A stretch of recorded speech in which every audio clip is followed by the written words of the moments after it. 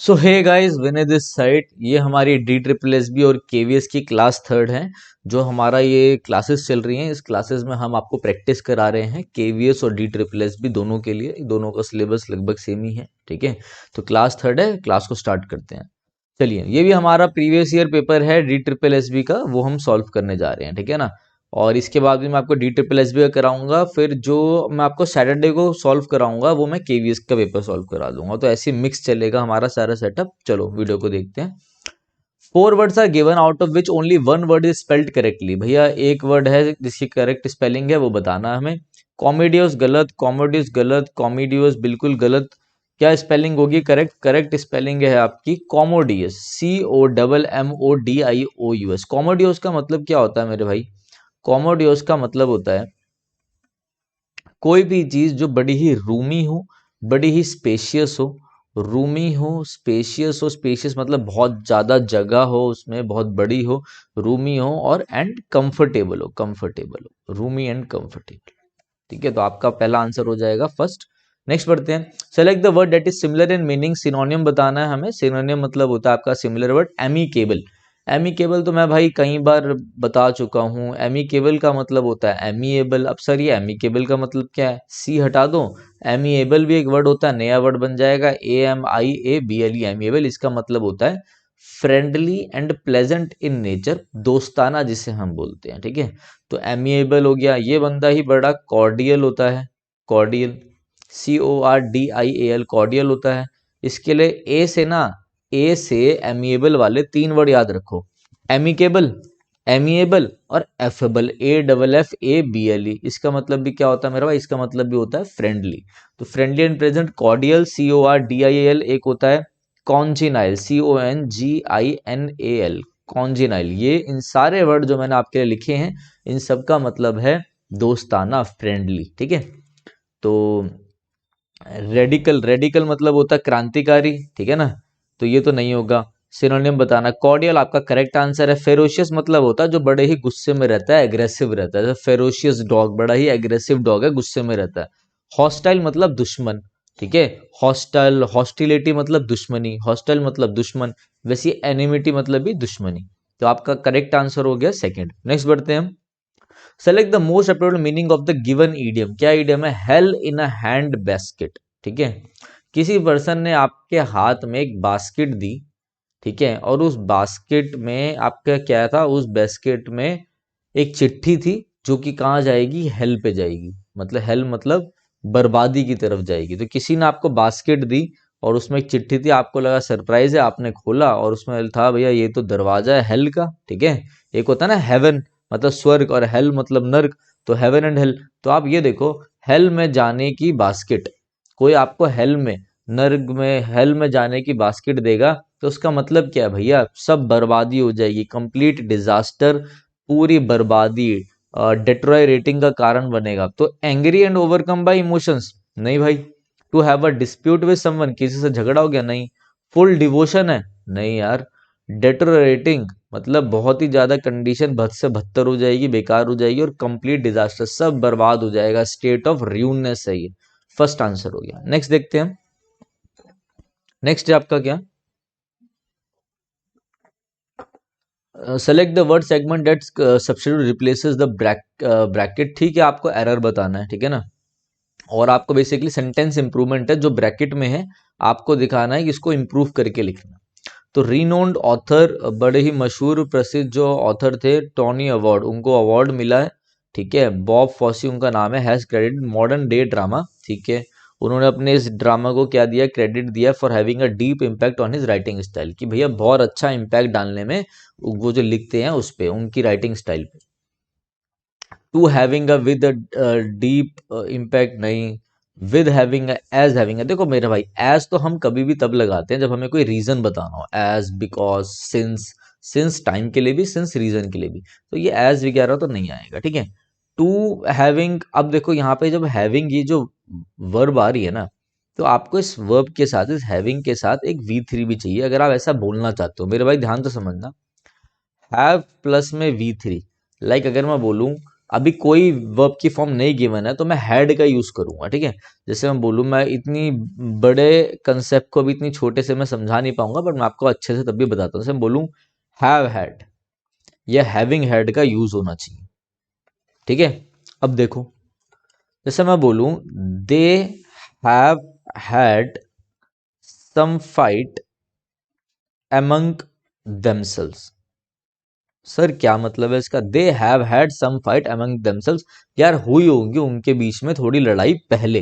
तो ये जो हैव के साथ जो हैड आ रहा है ना, या हैविंग के साथ जो हैड आ रहा है, ये पास्ट की चीज को दिखाने के लिए आ रहा है, पास्ट के एक्शन को। मगर वो पास्ट का एक्शन इतना भी पुराना नहीं है, अभी नया नया ये हुआ है। जैसे कि अगर आप इसको प्रेजेंट परफेक्ट में देखो तो जो रिसेंटली हुआ है, मगर यहाँ पे जो हैव हैड हम यूज करते हैं, हैविंग हैड यूज करें तो पास्ट की चीज को दिखाने के लिए, मगर ज्यादा भी पास्ट में नहीं हुआ, थोड़ा सा पास्ट में हो, अभी अभी थोड़ा मतलब रिसेंट से समझ लो 1-2 महीने पहले की बात हो।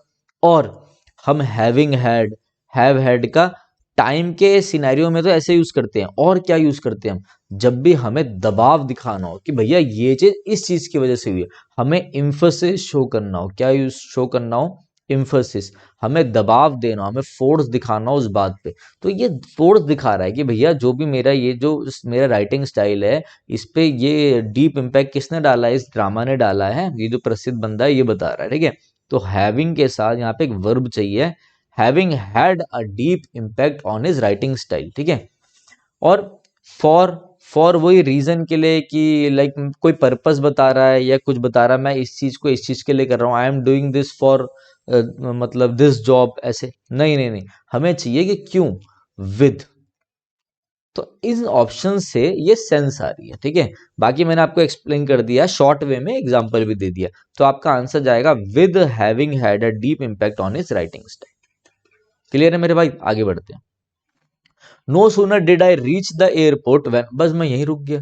भैया सबको मालूम है नो सूनर के साथ क्या पेयरिंग होती है? देन की पेयरिंग होती है। तो देन आएगा, THAN देन आएगा, सिंपल सी बात, ठीक है। तो क्या होगा?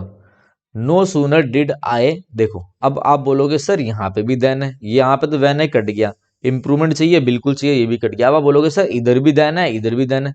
तो मेरे भाई एक बार सेंटेंस को ध्यान से देख लो। नो सूनर डिड, ये सेकंड फॉर्म यहाँ पे आ गई है, पहले ही पास्ट की फॉर्म डिड आ रही है।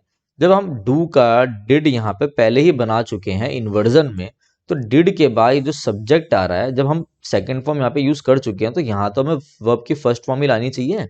कई बच्चे से ऐसे भी रट लेते हैं, did plus subject plus V1, ऐसे देख लेते हैं। तो ऐसे देख लो आप, ठीक है। तो यहाँ पे क्या होगा? Did subject plus V1, reach आ जाएगा, रीच, ठीक है। आगे बढ़ते हैं हम।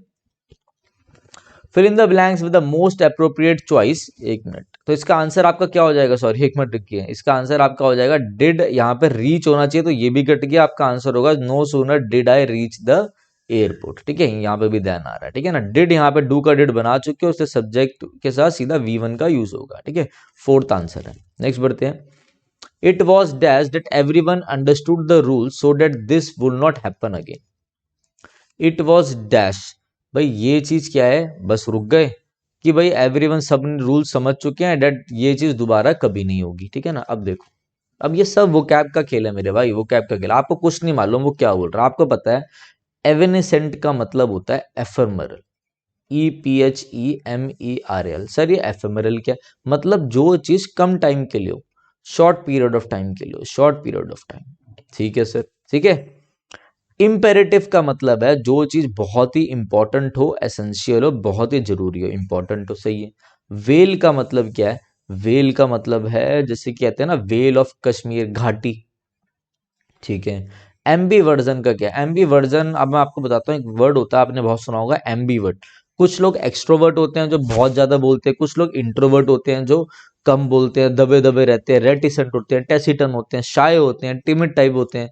तो जो पर्सन दोनों हो, एक्सट्रोवर्ट भी हो, एक्सट्रोवर्ट लोगों के साथ वो खुल के बात करता है, जो लोग इंट्रोवर्ट है, जो कम बोलते हैं, उनके साथ वो चुप चुप रहता है, तो ऐसी पर्सनैलिटी को हम बोलते हैं ambivert. One who has both the qualities of extrovert and introvert, तो उसे हम एम्बीवर्ट कहते हैं। उसी का एक नाउन फॉर्म में है एम्बीवर्जन, की क्वालिटी होना दोनों की, एक्सट्रोवर्ट भी और एम्बीवर्ट भी, ठीक है। तो क्या ये आएगा इट वॉज एम्बीवर्जन? नहीं। इट वॉज वेल घाटी? नहीं। इट वॉज शॉर्ट पीरियड, नहीं, वो कहता है इट वॉज इंपॉर्टेंट, बहुत जरूरी था, तो इट वॉज इंपेरेटिव आंसर हो गया। अगर आपको ये मीनिंग भी नहीं मालूम ना क्या है, तो आप तो ऑप्शन में से आंसर निकाल लिया आपने, बस आपकी वोकैब अच्छी होनी चाहिए। तो नेक्स्ट है आपका क्या, नेक्स्ट आ जाता है मेरे भाई आपका PQRS, जिसमें सब बच्चों को दिक्कत रहती है। चलो PQRS भी समझते हैं। Of a wife charged with adultery, circumspection and caution for fear of collusion between may be treated with the parties to a suit। भाई एक बार सारा पढ़ लो हमेशा। जब मैंने ये पढ़ा तो मुझे पता चला कि कुछ बात हुई है, कोर्ट कचहरी वाली बातें हैं। वाइफ को चार्ज किया गया है एडल्ट्री के केस में। एडल्ट्री का मतलब होता है एक्स्ट्रा मैरिटल अफेयर, जब हो तो उस चीज को कॉल्यूजन टकराव में देख रहा है, डर होना चाहिए, ऐसा कुछ था। बस मेरे को इतना ही समझ में आया बस। तो मतलब मुझे पता है कोर्ट में कुछ बात है, और आपका हमारा क्या हो रहा है यहाँ पर एक लाइन मिसिंग है, सॉरी। इन डाइवोर्स, देखो यहाँ पर है ये, इन डाइवोर्स लॉ द कन्फेशन, ठीक है, ये लाइन यहाँ पर है। तब भी हमने थोड़ा बहुत निकाल लिया। क्यों निकाल रहा, जब वाइफ चार्ज एडल्ट्री, तो यार ये केस ही तो है। अब वो सीधा सीधा बोल रहा है डाइवोर्स के केस की बात चल रही है, ये लाइन स्टार्टिंग में है, ठीक है। अब देखो मेरे भाई ध्यान से समझना बात को। In divorce law the confession, the confession, ठीक है। अब क्या आना चाहिए, in divorce law the confession, circumspection and caution. यार कन्फेशन किसका, अगर कोई बंदा अपनी गलती स्वीकार करके बता रहा है तो कन्फेस कर रहा है, तो किसका confession. Confession for fear of collusion, नहीं। कन्फेशन के बाद सीधा वर्ब लगा दूं, मे बी डिड, नहीं। वो कहना चाह रहा है in divorce the confession of a wife, wife का कन्फेशन, वो वाइफ जैसे चार्ज किया गया, वाइफ चार्ज विद एडल्ट्री, जो एडल्ट्री के केस में वाइफ चार्ज विद एडल्ट्री, जो एडल्ट्री के केस में चार्ज थी, ठीक है। अब देखो यहां पर हम देखते हैं हमारा क्या पी बैठ रहा है पहला, ठीक है। चार्ज विद एडल्ट्री, आगे अब ध्यान से समझो मेरे भाई, ये एक नाउन आया, ये आपका आर्टिकल आया, ठीक है, फिर ऑफ आता है, फिर आपका एक नाउन होता है, मतलब बेसिकली ऑफ का प्रेपोजिशनल ऑब्जेक्ट बना। कोई भी नाउन या प्रोनाउन जब प्रेपोजिशन के बाद होता है तो प्रेपोजिशनल ऑब्जेक्ट कहलाता है। चार्ज्ड विद, ये बता रहा है कि वाइफ चार्ज्ड विद प्रेपोजिशन आया, चार्ज के साथ हमेशा विद आता है, ये भी आप ध्यान रखना। चार्ज के साथ हमेशा विद आता है, सरप्राइज के साथ हमेशा एट आता है। चार्ज विद एडल्ट्री, तो ये भी आ रहा है, ठीक है। अब यहाँ पे मेनली वर्ब चाहिए, अभी तक वर्ब नहीं आई है कोई, ठीक है। ये प्रेपोजिशन आया है, प्रेपोजिशनल ऑब्जेक्ट आ रहा है, क्या वर्ब चाहिए। तो वर्ब क्या है, सर्कमस्पेक्शन है, नहीं, मे वर्ब है। मे के साथ बी लगाओ तो वर्ब की थर्ड फॉर्म आती है, याद है ना, मोडाल प्लस में V1 आता है, और पैसिव बना रहे हो मोडाल या पहले की बात दिखा रहे हो, बी प्लस में वर्ब की थर्ड फॉर्म आती है, ठीक है। तो भैया पी के बाद सीधा ऐसा आना चाहिए, कहाँ पर है, पी के बाद ऐसा आना चाहिए। अब यही ऑप्शन मुझे सही लग रहा है, तो एक बार क्यू भी चेक कर लो। May be treated with the parties to a suit, S आ गया Q. Circumspection and caution for fear of collusion between, बस ये आधा अधूरा है, ठीक है। ऐसी उठा के बीच में से दिया जाता है, बस जहां आपने एक दो चीजें पकड़ ली और एक दो ऑप्शन टिक कर लिए, वहां आपको पता लग जाएगा आपका आंसर क्या है, सही हो गया। अगर आपको इसका मीनिंग भी नहीं पता हो तब भी आप ऑप्शन में से कट करके निकाल सकते हो। कभी फंस जाओ नहीं आए पेपर में कि कैसे करें, तो इसको लास्ट में देख लेना, एक बार नजर मार लो, लास्ट में देखना। आगे बढ़ते हैं। 4 words are given out of which only 1 word is spelled correctly, ठीक है। मर्सिनरी, ये स्पेलिंग करेक्ट है। मर्सिनरी की स्पेलिंग होती है MERCENARY, मर्सिनरी। मर्सिनरी का मतलब होता है वो लोग जो पैसों के लिए कुछ भी कर देते हैं, ठीक है। जो बाहर से लोग बुलाए जाते हैं और पैसा देके जो किसी का कत्ल कर देते हैं, उनको मर्सिनरी कहते हैं, ठीक है। ये आपका आंसर है। Next, from this vague dash yet gifted writer और author acquired some of his strong feeling for the name. From this vague, vague मतलब है कोई चीज अस्पष्ट है, जो चीज स्पष्ट ना हो, अस्पष्ट हो, कॉमा। अब ऑप्शन देख लेते, डुप्लीसिटी मतलब किसी चीज की कॉपी, ठीक है। कोहेरेंट मतलब कोई चीज बहुत अच्छे से एक्सप्लेन हो, बहुत अच्छे से स्पष्ट हो। जब वो बोल रहा है अस्पष्ट तो उसके साथ कॉमा डाल के स्पष्ट तो मैं लिखूंगा नहीं, तो ये तो कट गया मेरा, ठीक है। जबकि येट का मतलब है बल्कि, हालांकि, वो ऐसे दिखा रहा है, येट अभी भी ऐसे करके सीन दिखा रहा है। तो आप ये देखो फ्रॉम दिस वे कॉमा, अब ये अस्पष्ट वाला ही मुझे कोई यहाँ पे वोकैब का वर्ड चाहिए था जो कि करेक्टली बैठ रहा है, इनकोहेरेंट, बस यही खत्म हो गया, आगे जाने की जरूरत ही नहीं है, इनकोहेरेंट, ठीक है। पैट्रोनेज मतलब होता है सपोर्ट, कोई ऑर्गेनाइजेशन है, कोई एनजीओ, आप उसको सपोर्ट दे रहे हो तो उसे पैट्रोनेज कहते हैं। तो फ्रॉम दिस वेक अस्पष्ट कॉमा इनकोहेरेंट मतलब वही, मतलब चीजें एक्सप्लेन नहीं की गई, अस्पष्ट बातें हैं। येट गिफ्टेड राइटर और author acquired some strong feelings for the name. ठीक है, नेक्स्ट पढ़ते हैं। Great minds think alike. Great minds मतलब थिंक अलाइक, ये ईडम है। ये ईडम का मतलब होता है कि भैया स्मार्ट लोग, स्मार्ट जो लोग होते हैं, जो इंटेलिजेंट लोग होते हैं, वो एक जैसा सोचते हैं। कहते हैं ना ये इंटेलिजेंट है मेरे घर में, बेटा ये वाला जो लड़का है ना मेरा, ये बड़ा इंटेलिजेंट है, ये अपने पापा की तरह सोचता है। ऐसा नहीं होता। तो intelligent people think like each other. Third, next, collecting और फॉर्मिंग इनटू अ मास और ग्रुप। वोकैब है, सारी वोकैब आ गई। आर्काइव मतलब होता है कोई चीज छुपा के रखना, कोई डॉक्यूमेंट्स वगैरह। कॉर्पस का मतलब होता है collection of spoken text, written text, उसको कॉर्पस कहते हैं। कंजक्चर का मतलब होता है कलेक्शन ऑफ सर्कमस्टांसेस, इवेंट्स, बहुत सारे इवेंट्स, उनको कंजक्चर कहते हैं। तो यहाँ पे तो कोई मतलब बैठ ही नहीं रहा, ये तीनों तो बैठ नहीं रहे। एग्लोमरेट मतलब होता है एक साथ आके भीड़ को इकट्ठा कर लेना, कोई चीज पैसा कलेक्ट करना, एग्लोमरेट करना, बेसिकली ग्रुप बनाकर मास में कोई चीज करना, एग्लोमरेट कहलाता है, मिलजुल कर करना। Next, obviously it had been a long time when she had seen or talked to Mr. Kate।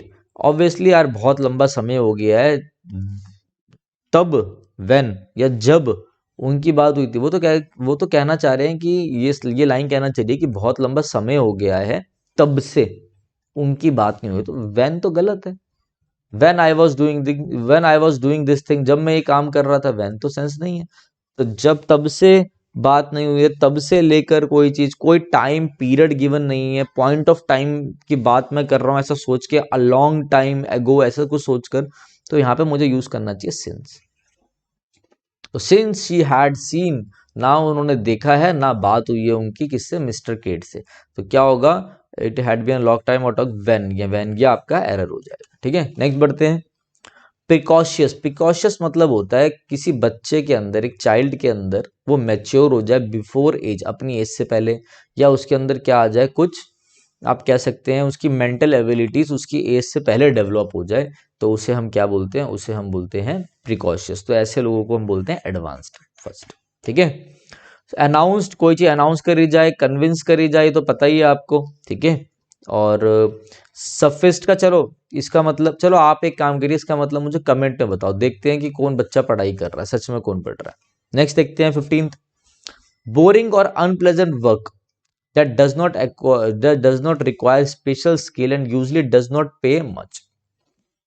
Unpleasant work है जो, जिसमें कोई ज्यादा स्किल की रिक्वायरमेंट नहीं है, कोई एक्सपर्टाइज नहीं चाहिए उसमें कि एक्सपर्टीज हो, और ज्यादा पैसे नहीं मिलते, बिल्कुल छोटी सी नौकरी जो कोई ऐसी ही कर लेता है, पार्ट टाइम टाइप या छोटी सी, जैसे घर में वर्कर काम करते हैं, ठीक है ना, नौकर चाकर काम करते हैं, तो ऐसी जॉब को हम बोलते हैं मिनाइल, MENIAL, मिनाइल। ठीक है, डिमार्केशन, डिमार्केशन का मतलब होता है एक ऐसी लाइन जो दो लैंड्स को डिमार्केट कर रही है, सेपरेट कर रही है। एडजर्न मतलब थोड़े टाइम के लिए ठहर जाओ, ठीक है, एडजर्नमेंट, रुक जाओ थोड़े टाइम के लिए। लल मतलब क्या होता है मेरे भाई, लल मतलब होता है कोई पर्सन है, somebody वेरी रिलैक्स्ड है, बड़ा ही काम है और रिलैक्स होके बैठा, तो उससे लल कहते हैं। 15 क्वेश्चंस हमने कर लिए मेरे भाई, सिर्फ पैसेज नहीं करा है। वीडियो अच्छी लग रही हो तो लाइक कर देना, मैं भी मोटिवेट होऊंगा, और जल्द से जल्द वीडियो आएगी, और वीडियो को शेयर करना। ठीक है, बेस्ट से बेस्ट एक्सप्लेनेशन देने की कोशिश करूंगा मैं आपको, और इतने कम टाइम में जितना हो सके अच्छा कंटेंट देने की हम कोशिश करेंगे। कुछ कुछ ऐसे कुछ इंपॉर्टेंट या कुछ कुछ ऐसे बड़े टॉपिक्स होते हैं जो इतने शॉर्ट में मैं नहीं समझा सकता, तब भी मैं आपको एग्जांपल दे देता हूं। ठीक है, तो चलिए guys, thank you, have a nice day.